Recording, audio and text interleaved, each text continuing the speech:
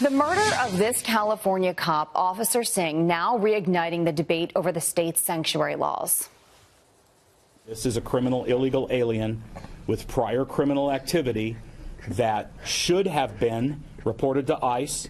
We were prohibited, law enforcement was prohibited because of sanctuary laws, and that led to the encounter with Officer Singh.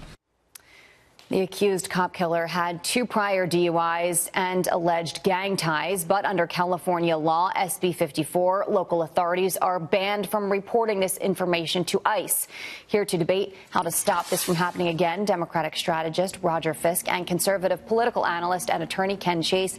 Thank you both for joining us this morning. I mean, it's a tough story to talk about because it really just kind of tugs at your heartstrings. Everybody can feel that raw emotion when you see that picture of Officer Singh taken just hours before he was killed with his family on Christmas. It's just terrible. Roger, how do you make the argument that we shouldn't have a wall?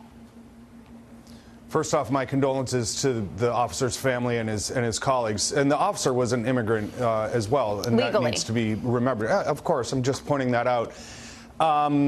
There's 800 exceptions to the sanctuary law, and gang activity is one of them. So there was absolutely nothing stopping them from sharing this information with federal authorities. So I think as we get more into the details of this situation, the president's lunge to make this a direct correlation to the wall is not going to be proven out by the facts. I don't want to jump in and politicize it. After the Las Vegas shooting, this White House themselves said, let's not jump in right after a shooting and start trying to make political points. So I don't want to do that.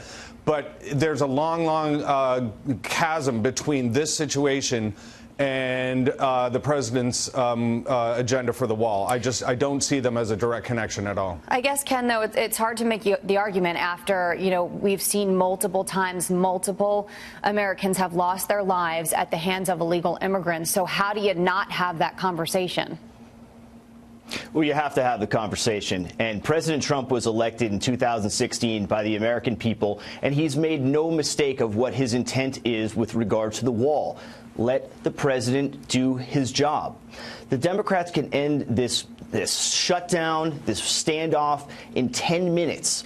The Democrats control 1/2 of one of the 3 chambers of government, and they should not hold the will of the American people hostage.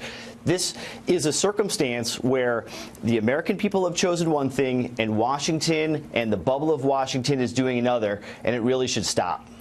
Roger, do you see any way to compromise on the border wall? Well, I think if the president demonstrated a broader appetite for an actual policy conversation, for example, he never really brings up ports, for example, which are far more vulnerable and in many cases are more a point of entry for things like drugs. So it doesn't seem to me like a policy conversation for him. It's anecdote driven, like as we're seeing right now. And it's much more focused on political points and playing to his base rather than a broader conversation. He's facing a very interesting opportunity right now. And were I in a position to give him advice, I would say the next couple days could really determine a lot of the tone and the flavor and the content of this year. If he were to pivot and to just take a breath and try to reorient and become president of the entire United States and start acting that way, these problems might not go away, but they would probably get better. If he insists on just being president of his base and just looking at these issues through a political lens and constantly throwing red meat to his base, then they're going to remain political in the absence of him demonstrating a larger policy appetite for a comprehensive conversation about border security and immigration. Ken, final word, do you agree with that? Not at all. And that's Washington for you, Jillian, right there. Everybody's giving the president, from the other side of the aisle, everybody's giving the president advice. Listen to us. He's sitting there in his Oval Office on a holiday waiting for the Democrats to come to the table to compromise for a deal.